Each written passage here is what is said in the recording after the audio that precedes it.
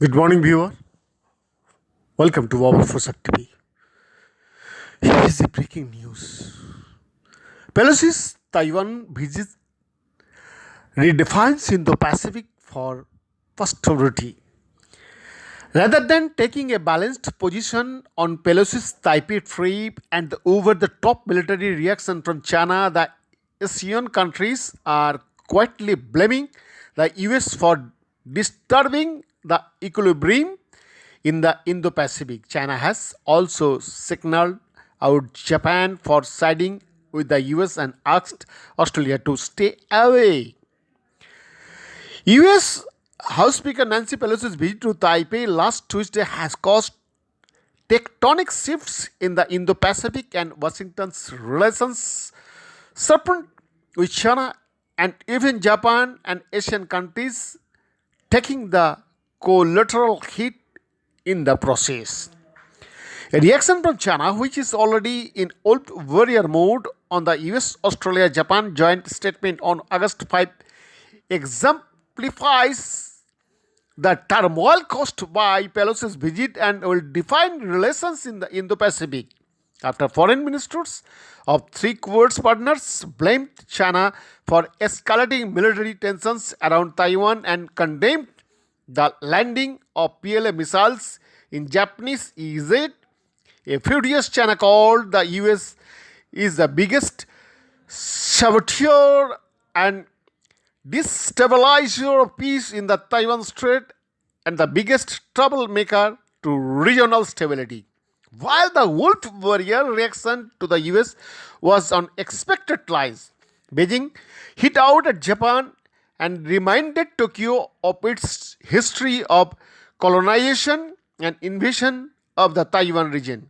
The Xi Jinping regime also reminded Australia that it was also a victim of Japanese fascism and asked it not to take sides with Japan, as there has been no maritime delimitation of waters between the two countries, and hence the so-called ballistic missiles landing in Japanese EEZ has no legal basis.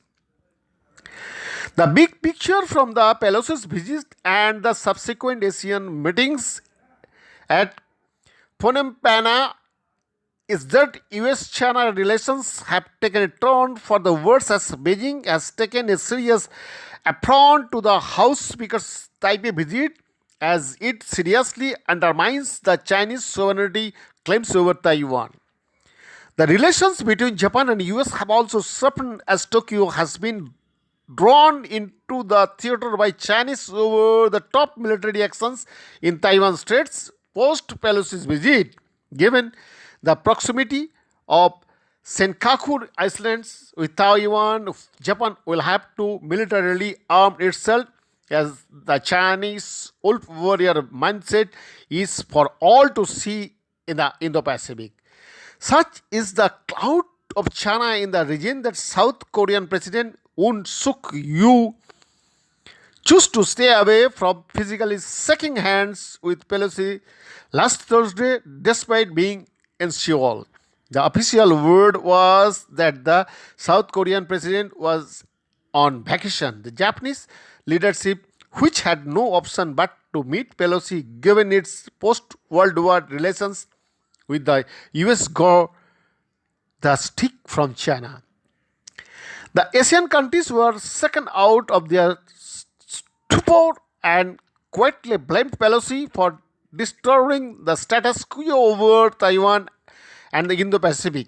All these so-called tiger economies are simply reconciled to the military domains of China in the Indo-Pacific and do not want the US to make life more difficult for them by challenging the clout of Communist Party of China. India maintained its golden silence over Pelosi's visit while maintaining its firm military stance against PLA in East Ladakh sector. Its neighbor, except Bhutan, parroted the One China policy in a terrified response to the US move on Taiwan. This did not come as any surprise to New Delhi, as Pakistan owes 21.9 billion USD to China and others are also deep into the debt trap of Beijing, particularly Sri Lanka and Myanmar. In fact, the number of countries far and wide that parroted the one China policy shows the actual relationship between the Middle Kingdom and its tributary states. Behind this effort for Shakti.